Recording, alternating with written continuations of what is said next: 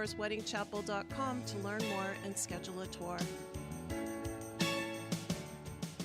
The views and opinions of the following show do not reflect those of WSMN, its owners, and/or associates. Lisa and Robin are two fun friends diving deep into conversations where nothing is taboo. They believe in eating dessert before dinner and wearing the bikini. They're allergic to labels, authority, and cheap shoes. Currently, they're launching themselves through life being the good time, bold enough to take risks and inquisitively asking, what's next? They hail from New Hampshire, but they could be anywhere dressed in cute clothes. If they had to share a tombstone, it would read, "Curiosity killed these cats." Your hosts, Lisa and Robin, on the mic. Good morning. Good morning to all of you beautiful listeners. We are Lisa and Robin on the mic. You are listening on WSMN 1590 AM, 95.3 FM. You can watch, stream, and listen on WSMN.live as well as YouTube, but not Facebook this morning. Unfortunately, someone has hacked Robin's personal page, which is tied to our fan page, Lisa and Robin on the mic, and they are stealing it and trying to solicit money or something off of it. She did some kind of online training course to it's probably like crypto or something. Yeah, but fake Robin. But talking about invasion of privacy, I use my Facebook page as like my diary. It's like my memoirs. And what I was saying is, yes, shame on me. I should have gotten it done sooner. But I had a cousin of mine that died in a helicopter crash. And on his messages, I have him in a private message, some of his last conversations with each other. And those are gone. Right. All of my pictures, like all of my kids, my your life being out there. And I'm really disappointed. I'm thinking well, maybe we don't want to use Facebook as a platform if you're not going to Well, the other thing is you have your driver's license associated with it. It's been reported. You even have someone with a verified account who does social media as a business contact Facebook directly. So you would think becoming in Vietnamese from her page. And maybe there's some heritage in there that I didn't know about. Very possibly. Hey, you haven't 23'd and made, so you never know. But the point is, What gave it away? My eyes.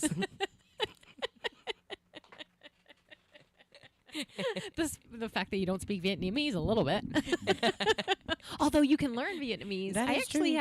I have a friend actually who can teach me Vietnamese. He taught me good morning and I already forgot it, so I can't do it again here. But I know my apologize. son tries to teach me a lot of different languages, but I can never remember them. I never remember them in the moment. And plus, I'm always a little bit nervous that I'm not saying them appropriately, because there are some people when they're teaching you a language and you say like bonjour, they go bonjour, and you're like bonjour, and they're like bonjour, and they keep correcting you to the point you're like, I don't know what I'm even saying.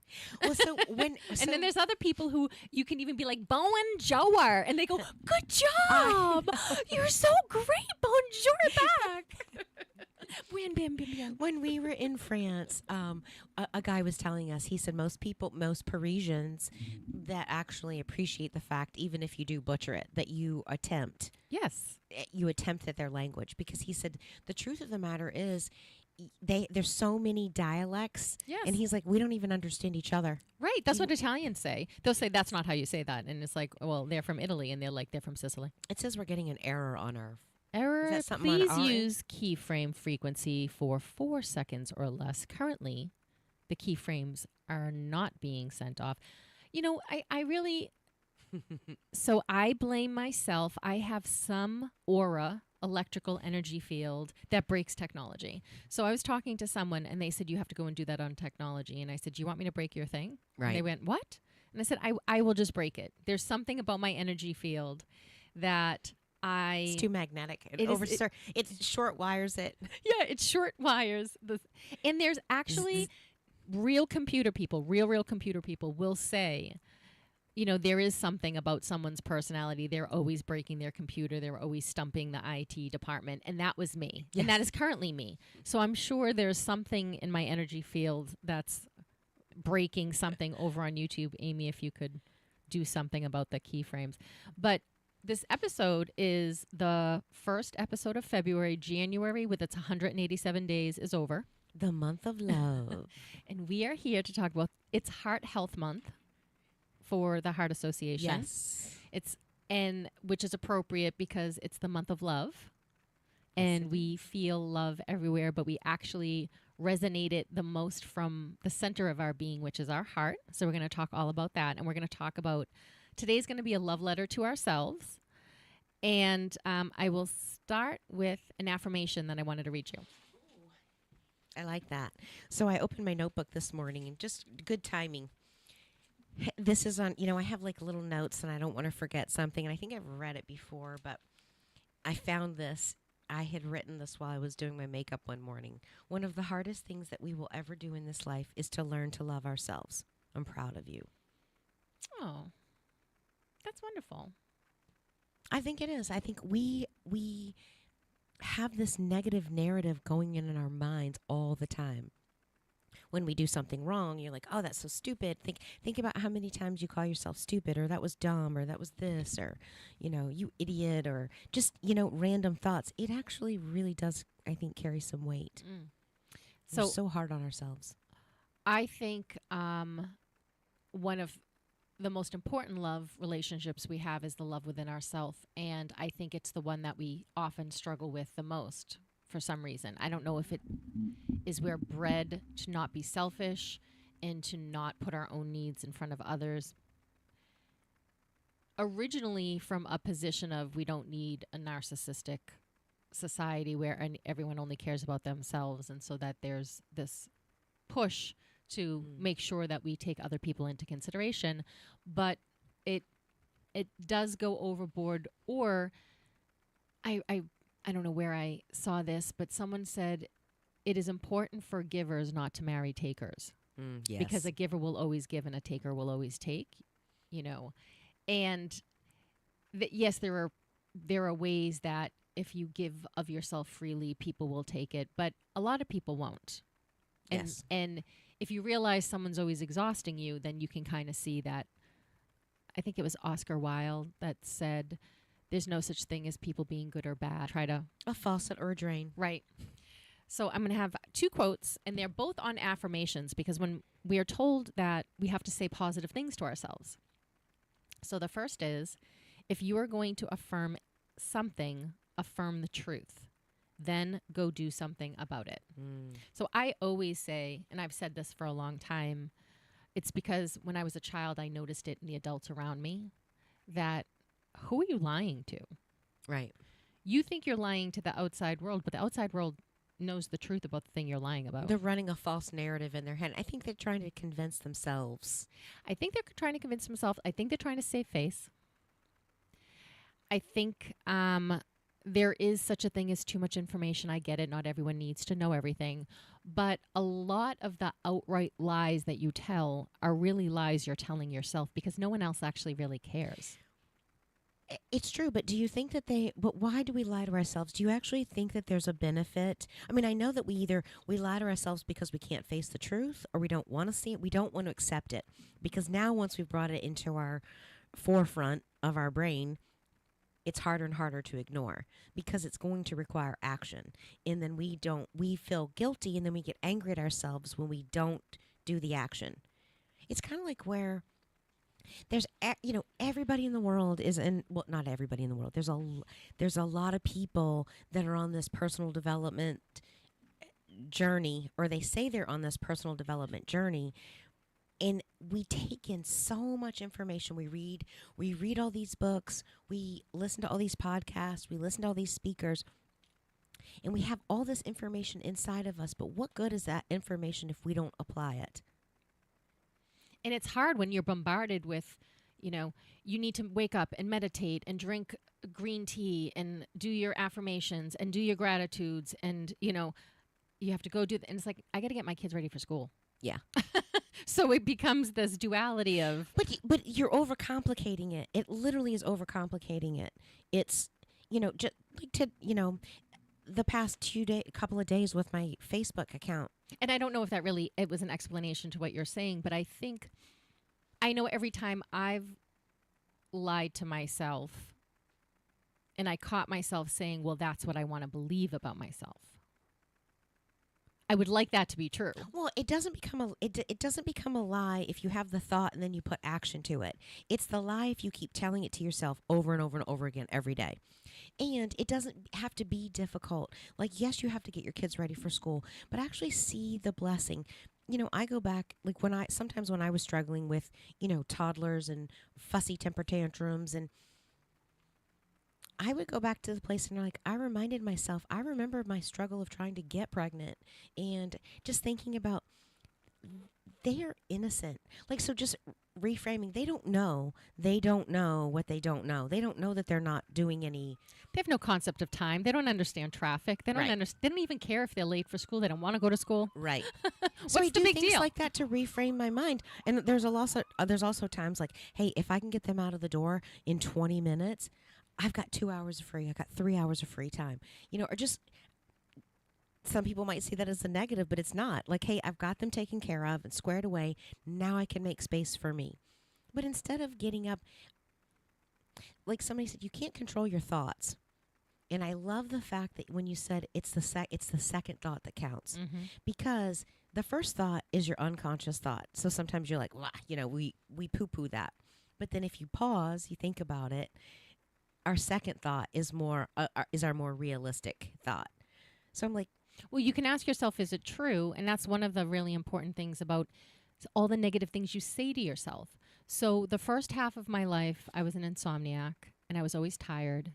And I was always rushed because I was always falling asleep just when I was having to get up. There was that kind of difficulty where it's like, oh, my best sleep of the morning is between 5:30 and 8, but I have to get up at 6:30.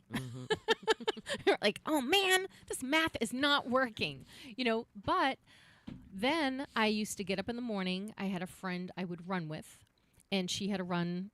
She would work the night shift, so we'd either be running when she got off of her shift, which would be like 6 o'clock in the morning, or she was doing a different shift and she had to do it at 6 o'clock in the morning for that.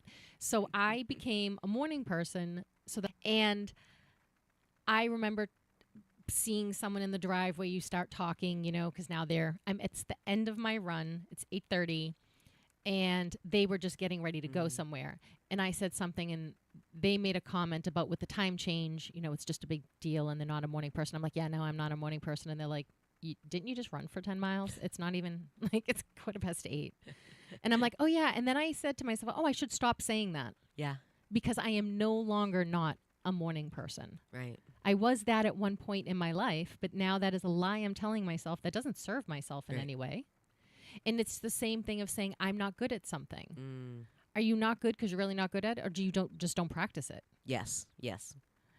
Or And you don't really want to.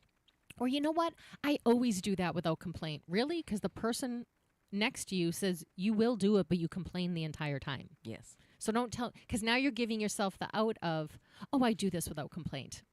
I'm just ask me to do you a favor. I'm right here. think And then so it's many like, no, people because don't anytime I ask you, realize- that I they're don't lying think to themselves. I don't think a lot of people realize the negative energy that they're carrying. In the negative energy, like people will always people like to complain. People like to fuss, and then when you call them on it, they're like, "What? I wasn't doing that." You can't see it because you're in that mindset all the time. You don't think that that's a complaint. You just think that that's barking or you're just expressing yourself. But you are expressing yourself. It's not about what you think. It's about how is your message being received? Because that's the transference of energy. So yeah, I might think that I'm not being negative, like that's just who I am. I just bark, I'm going to speak my mind. Well, but how is that message being received? Are you getting the warm and fuzzies, or are you getting like the icy chill? And complaining is not conversation. We've said that a dozen times. Complaining is contagious. If you're going to complain about things that are going wrong in your life, I'll start complaining about things going on in my life because we think that commiseration is sympathy. Mm-hmm. But all we're doing is piling up our problems on top of each other. But the second thing I wanted to go over, because loving yourself actually comes into play on how you speak to yourself. Mm-hmm. And are you kind to yourself? Do you speak to yourself kindly? And most people will answer no. Yes. And there's nothing to be ashamed of. We all have a critical voice in our head. And that voice could be the voices of someone else or a million someone else's. Especially with all the social media, we might not really even be sure where that comes from. It's the voice of your past experiences, most likely. Or somebody else's past experiences. You were told one of your good pieces of advice that you didn't take was that you shouldn't move up here. Because that's what the good... Right. That was the good voice for somebody else, but that wasn't the good voice for you. Right. Okay, so this is a comment about affirmations. And if you're a person who's never really been good at affirmations, this will speak to you. Affirmations are like screaming that you're okay in order to overcome the whisper that you're not. That's a big contrast to actually uncovering the whisper, realizing that it's a passing memory, and moving closer to all those fears and all those edgy feelings that maybe you're not okay. Well, no big deal. None of us is okay. And all of us are just fine. It's not just one way. We are walking, talking paradoxes. And that's Pema Chodra, who I love her. She always says things in riddles, but they make sense. It's kind of like Thich Nhat Hanh or whatever his name is. Say it again. Thich Nhat Hanh. I don't know if that's not how you say his name. I'm gonna have to do a pronunciation of that. I have 15 books in my house as well as Pema, and I don't pronounce either one of their names properly, probably. But if you put in Pema Chodra, you'll kind of get it. Yeah. Google will figure it out. Say, do you mean this instead? Yes. Thank God for Google. Is this sometimes. what you mean? But she has a lot of books about uncertainty. Start Here is the name of one of her other books that I have. But the other one, I think one of the things we like is, when people say wise things, well, that sounds great, but we don't know how to apply it to our lives. Right. So one of the things that you'll do in cognitive behavioral therapy, for example, is change the way you speak to yourself. Mm-hmm. And then what happens is then you start speaking to other people because now you're so conscientious of what's going on. Is that even true? For example, Like, where did I get that from? yeah, Like, is that even true? Or, I love something or I hate something. Is that even really true? Well, we hear things all the time. So I'll give you a good example. When I was growing up, I was very insecure about my body image. I didn't put a lot of... Well, I like to look good. Like, I loved outfits. I've always loved clothes. But I also used clothes to hide my figure because I got so much feedback, in their kids. I was going around. And you have a changing body. Your body's going from a Well, child mine didn't to really an adult. change because I don't think I hit puberty until I was like 17, 20. It definitely, but I was little and I didn't have my, everybody else was, when we're going through puberty, everybody else is starting to look like a woman and starting to look feminine and, they're getting boobs and like I still look like, a 9-year-old boy. But I actually think that's your perspective of it because I've seen pictures of you younger. You had a figure, you just didn't have big boobs. Yes. You still had the curves of a waist and hips and that feminine aura. You just had smaller boobs than what were considered big boobs. Yeah. So in your head, it wasn't feminine enough because Pamela Anderson was on Baywatch and we all were like, I need boobs bigger than my head on each side. They need to be bigger than my head. I need them to hit me in the forehead when I run. They're not doing that. Bam, bam. And the funny bam. thing was, Pamela Anderson didn't actually have she wasn't flat-chested when Right. she got her boob jobs. And she made a living off of that. Yeah. Good for her. But it warped our understanding of what reality was, that there are all different shapes and sizes of boobs. There's all different shapes and sizes of hips and butts. There are tall women and short women. And not to interrupt your story, but I imagine as people are listening, they're painting a picture of you that isn't 100% accurate. Well, I was athletic. Yes, you were thin. You were petite and you were thin. My sister used to call me Skabone for like skin and bones. I was, I was tiny, but I was always And on that's the just a way move. for people to make skinny people who we're all jealous of feel bad about themselves. Yes. That's a female thing. But so it's taken me a long time to realize is that what I was doing, I was comparing what I saw as attractive in someone else, and I was comparing it to me and not seeing me for me. But I also we didn't grow up in, I didn't grow up in a time where you felt comfortable about going and talking to your parent. We didn't have that kind of relationship. You didn't talk to your parents about stuff like that, about body image. And like, I joked with my dad, years ago. So this was 91. And all of my friends were going away to, we we were graduating high school, and most everybody was going to go to Myrtle Beach for their senior trip. It's 5 hours away. And my dad was asking me, what do you want to do for graduation? And I was like, well, I even said back then, I want a boob job. Really? And I joke around. I'm like, oh, apparently you can see I didn't get it. I went to Myrtle Beach when I came back. But my sarcasm and my humor, that was me, Your insecurities. putting myself down a little bit. But I never felt, I remember being in my room and stressing about it and feeling so bad about myself that I couldn't go to my parents. There wasn't really anybody to talk to. And so the kids, would just relentlessly, tease you. I remember Young and the Restless, the soap opera. There was a boy on our neighborhood, Jason. He used to call me Young and the Restless, like all the time, taunting. On the bus, we'd get off, and we'd get off the bus, and like every time he saw me, it was always some kind of comment about that. And it was like, but I also, I had to put something out there in order for them to know that that was an issue for me, whether it was my reaction. And so it's taken a long process to learn how to love me. Like, oh my God, if I could have had this. And the fact that knowing how tormented you were by it. And of course, everyone looks at somebody else and can see the reality of someone else easier than through our own eyes. Well, so but I even look at younger pictures of myself and I'm like, what was my problem? right. That was really quite Right. silly. When I mean, and every woman will understand this. Most men will understand it too. But if I could just be as skinny as the fat me, Yeah. the me that was always like, this is too fat. And you're like, oh my God, Right. I look like someone should be like, do you want a meatball sub? Are you hungry? You look hungry. Right.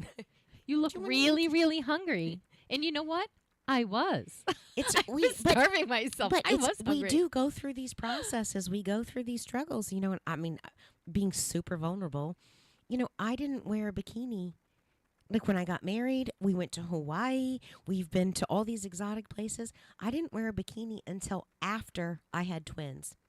So I was 29 when I first wore my bathing suit, a two-piece. So it was Waste. What a waste. It took me that long. I look back and I think about my mindset. When I first got pregnant, I weighed 114 pounds.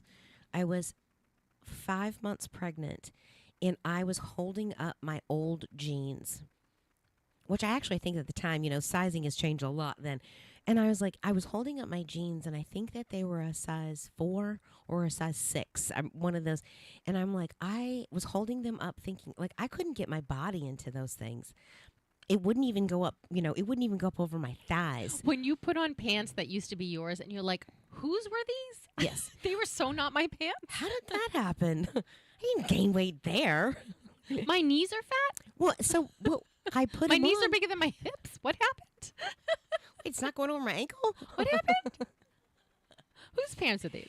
One of my friends at the time, she wore a lot of her own clothes during her pregnancy. She was all belly pregnant. And I was like, oh my God, I was so jealous and so envious of like, oh my God, she's just so cute. That's the perfect pregnant person in my mind. And so when I go to try mine on, I'm like, oh, well, maybe I can do that too. And they were not happening. And I was looking at me and I was like, wow.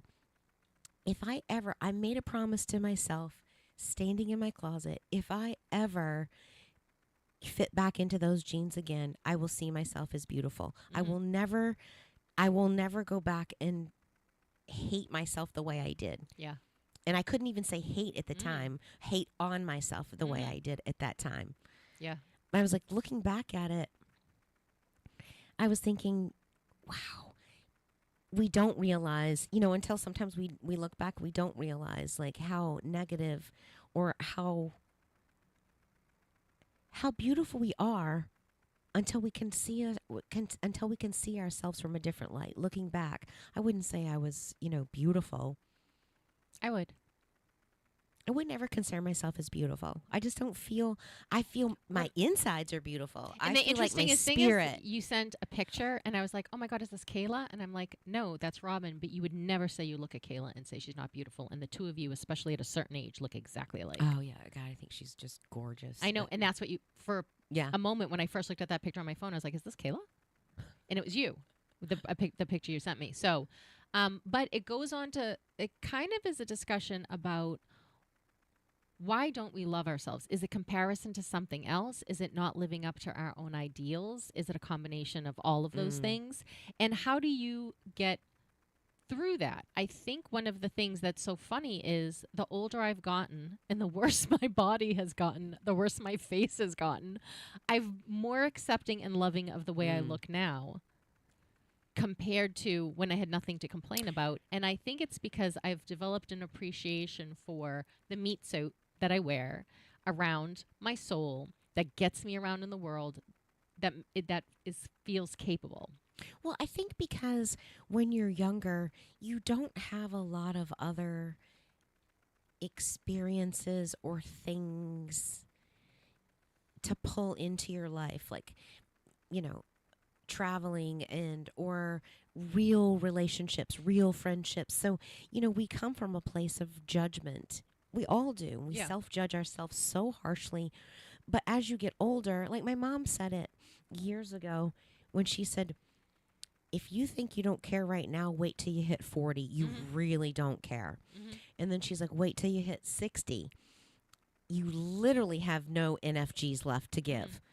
Going on in our life as we're older, and we've had so much more experiences. And then we get to change perspectives. That our meat suit is not the primary thing anymore. Like, think about it when you're a teenager. That's all you have to showcase. Right. You don't.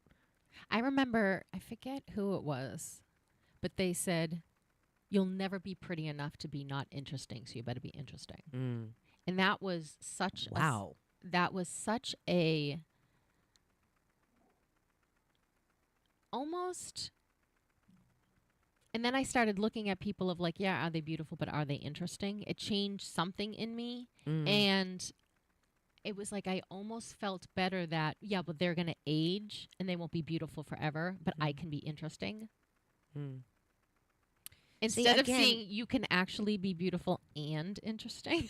Well, I think at the same time. But I think being and beauty is a subjective measure. And I know. See, I think some of the things that make people beautiful is being interesting. Right. I think it's their. I think one of the things that I think it's Alvaro Roy said, all psychology of attraction starts in the mind.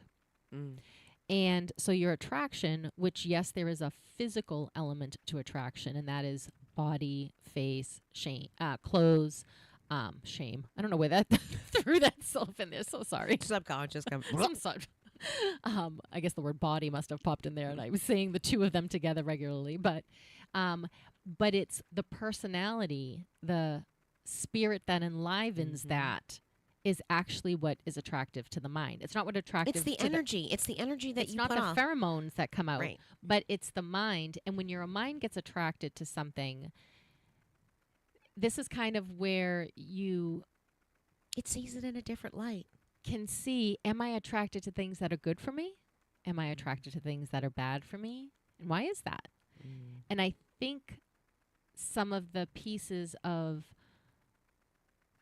the parts of ourselves that know that we're kind and generous and we have all of these positive attributes, know that the other parts of us are when we're mean-spirited and we're, what's the opposite? Oh, scroungy. Like, I won't Crunchy. crunchy. I won't give you that Triggered. little bit. We know that other parts of us live there too, and because we can't banish them forever, we think the parts of us that are good are not good enough. But in reality, it's just choosing the good parts of us repeatedly that eventually make you a good person. But just because you choose a bad thing one time, it doesn't override all of the things. You just got to keep choosing the good thing more. One action doesn't define you. It's when you repeatedly define those. And I think that, again, I'm going to say, I think everything comes from within. Everything starts from within. I think it's your energy. I think love, self-love. I think the intention. And I think beauty starts from within inside. Because you can see, like, you've seen models and you've seen beautiful people, and then they open their mouth, and the more they talk, you're like, ugh, get me away. So yes, we can be physically attracted to it, but I think what keeps you attracted to it is that beauty. It's that light inside of that person. And I think that that's what And I think we're so hard on ourselves. I think what is interesting is when two attractions happen at the same exact time. Right? Because a lot of times you can feel yourself drawn to someone, you don't know why, but they're not necessarily drawn to you, but you need to know more about this person. And then there is the other type where the attraction is just this instantaneous quantum entanglement of almost like you, and anyone who's felt this knows that this is not going to be the proper articulation of, but there you are. Yeah. Well, honestly, when we first met, when you came over to our house and you did the walkthrough, I'm like, yeah, let's list the house and blah, blah, blah. We ended up standing there talking, and I'm like, I told you my infertility story right there. And I'm like, I don't think I've even known you for like 15 minutes. But I had the there you are for that, because I was like, she's going to be my friend. She just doesn't know it yet.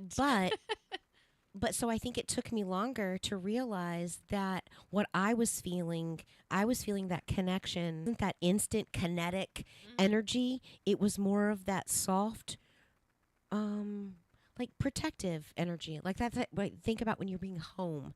And I think sometimes those are the ones that kind of creep up on you. You know, sometimes you meet somebody and you're like, bam, okay, let's do this. And there's other times, so I felt like, I think when I first met you, it felt like home. It was comfortable. It was safe. And that's a quiet, powerful attraction to me. So I think it can happen in a bunch of different ways. Yeah. And I think when I gotta take my sweater off. Yeah.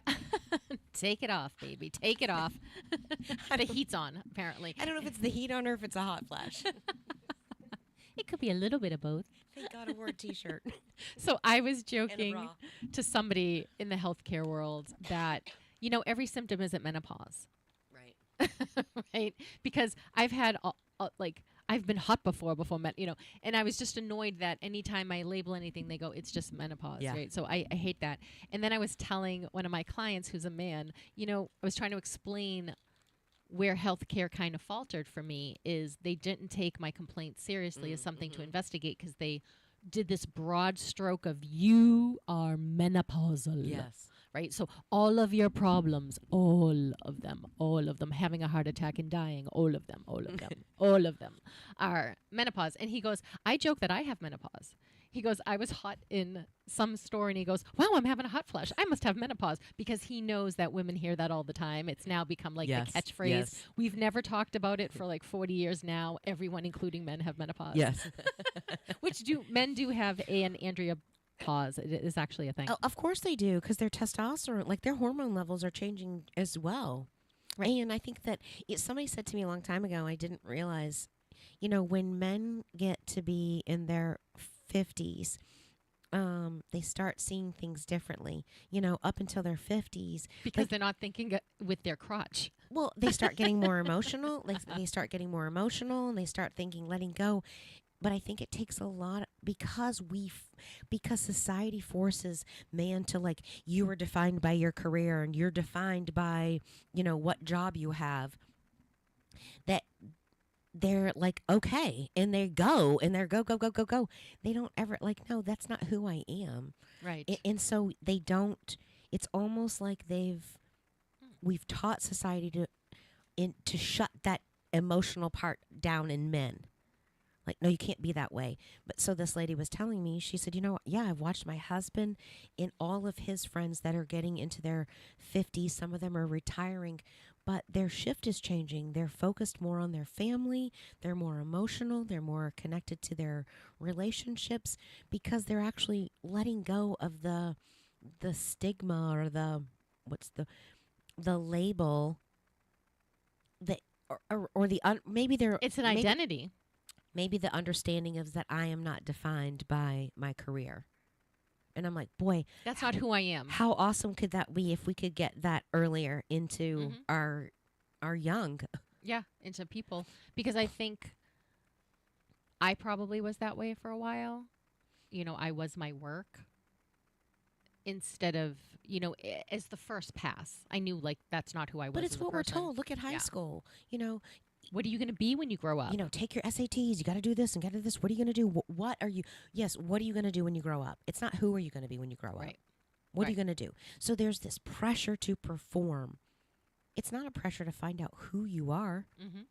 And it's why you think about so in 2020 when my kids were enrolling in college, one of the deans of administration was one of my patients. And she was saying to me, she said, do you know, like 33% of all freshmen that come in are undeclared, and like 68% when they graduate don't go into the field that they got their degree in. Those are high numbers. Mm-hmm. I mean, we're sending all of these, but then I guess, that's kind of marketing too. I think colleges is like, that's the end all be all. Right. But that became a minimum requirement. But we force them to get, yes. And it's like, that's not a minimum requirement, especially if you come out and you don't have any skills whatsoever. If you're taking classes in which don't apply to any job that actually allows you to make a living, which you can afford to live a life, then that degree was useless. But think about it. You get them and do this and do this and do this. And so we've got them so focused just getting into college. That's great when they know. But it's such a few percentage that know what they're doing. So we spend them tied up in their head doing homework and performing in this curriculum that they don't ever have time to stop and think, wait, what do I really want to do? Mm-hmm. What do I find joy in? What makes me happy? And we don't even know what we don't know. So I think it would be really beneficial if our kids went to work with us. So I went to work with my mother in her business. I would have to go to work because we didn't have a babysitter, and I would go there after school, and or if I had a sick day, I would actually be in her office. And so I saw what working looked like. And I remember when I had the guidance counselor asking what I wanted to be, and I told her that I thought I wanted to be an air traffic controller. She said, no, you don't. And I said, yes, I do. And she said, you don't know anything about it, which was true. I only heard in planes air traffic controllers talking. I just thought it was very cool. And so she arranged that I went to the center here in Nashua, and then I went into a tower to see what does their job look like and actually talk to air traffic controllers. And she thought, well, that's going to make her not want to do it. But all it did was instill it that much more in me. People don't even know that that is a job. People don't know that you can be on the side of the road in a crane. I mean, we drive around and we see all of these things, but do we really know? Do our children know? Right. And even do some adults know? How does society work? What is useful and a contribution for people in society?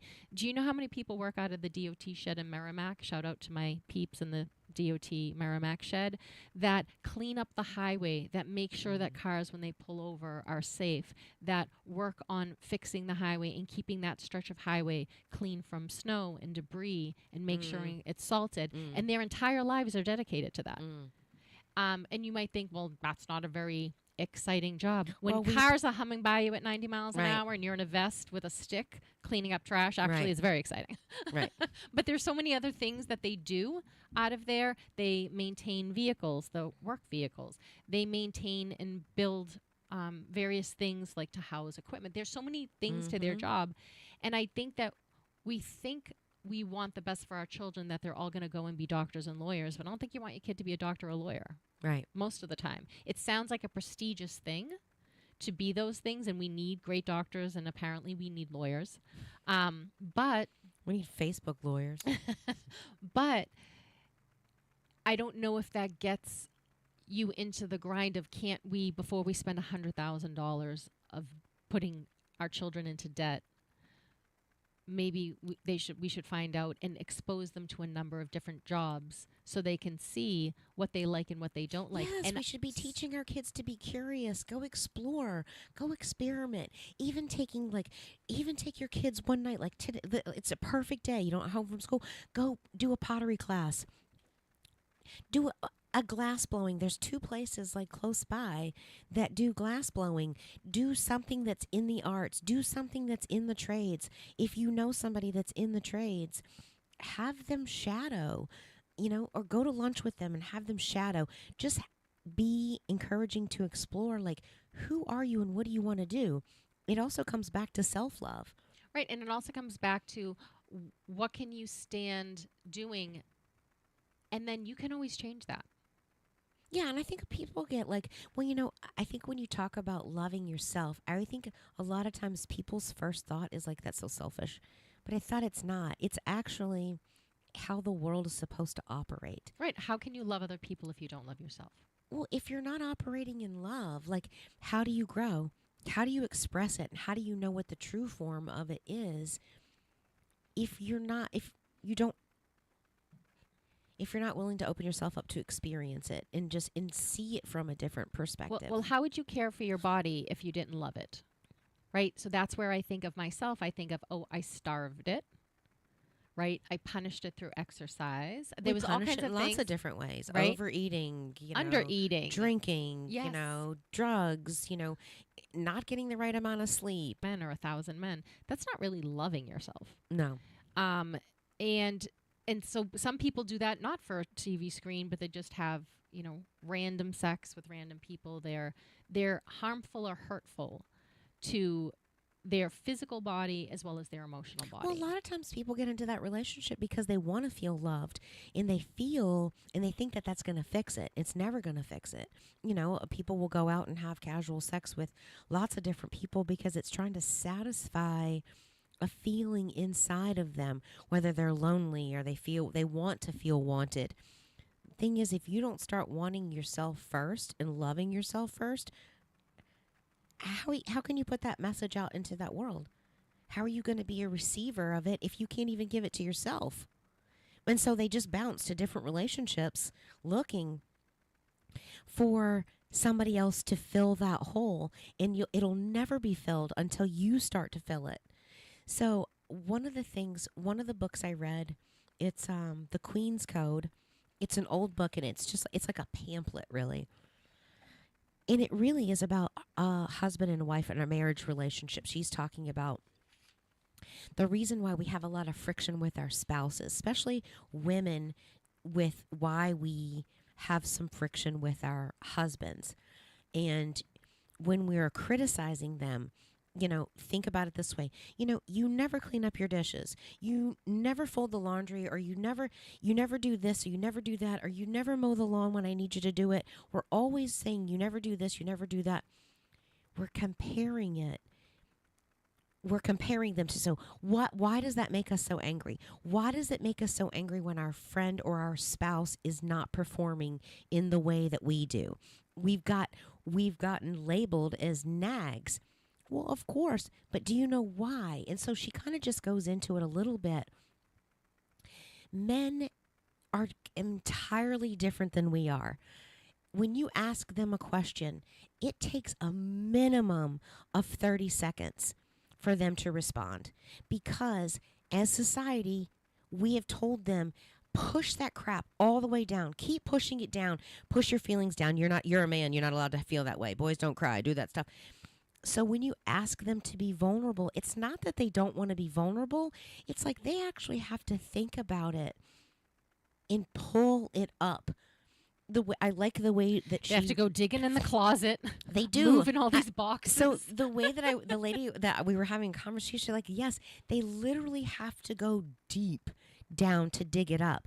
And we don't give them enough space to respond because we're like 10 seconds in and we're like rapid firing another question at them and then another question because we're trying to change it so they can answer the question that we want. And then they get frustrated because they truly do want to please you. It's now that question's forgotten and now they're trying to answer that question. Now they need another 30 seconds and they've done this. And the reason, so when the way she breaks it down is she keeps asking these questions. Why does that irritate us? And it's because they're not performing the way we want them to do. But who are we judging them by? Yeah, our expectations. Yes, but who are we comparing it to? A woman. But what woman? Us. The perfect version of ourselves. Oh. The perfect version of ourselves. And we are transferring that judgment onto because they're not performing. And I'm like, well, but if you break it down, like, well, do I judge me that way? I mean, I hold myself to a pretty high standard. But who sets my standard? I set it. Who am I comparing that to? The best version of yourself. What I think to be is the best version of myself. So I love the way she says it. She beautifully breaks it down. We have used so many phrases in that book in our relationship. Like the other day, Chris was rapid firing at me and I was like, you need to wait. Give me 30 seconds. Can you just give me 30 seconds? You're rapid firing at me. And he's like, I'm sorry. And it's not that he didn't come from a place of like, you know, he's trying to drill it into me. He's like, he's on fire and excited about the conversation. So he's like, oh, what's next? And I was like, whoa, down, boy. Right. So, but just being able to give each other that space and recognizing and understanding that I can't answer it for men, but I think that they probably feel similar too. They're comparing it to, 6 different sports cars and, so men and women are always comparing. And we need to stop comparing that and start loving on ourselves. Start focusing on our assets, our gifts to the world and to ourselves. That's what I think. Those are my 2 cents. I was thinking that when I heard you say give me 30 seconds, I think if we can operate from a place of giving people the benefit of the doubt. When you see someone driving stupid on the road, you can be like, look at this. Bleep, bleep, bleep, bleep, bleep, bleep. Right? Like that. Or, I don't know who does that. Had to stop doing that with my nephews in the car. Or you can say their GPS is probably being like, take a left when there's nowhere to take a left. Take a left or, up ahead or whatever the stupid GPS is saying. And that's the stranger on the street, right? You can imagine, because, I can't tell you how many times in a car someone would be like, and what the hell is this person doing? Yes. And my telepathy is they're listening to their GPS.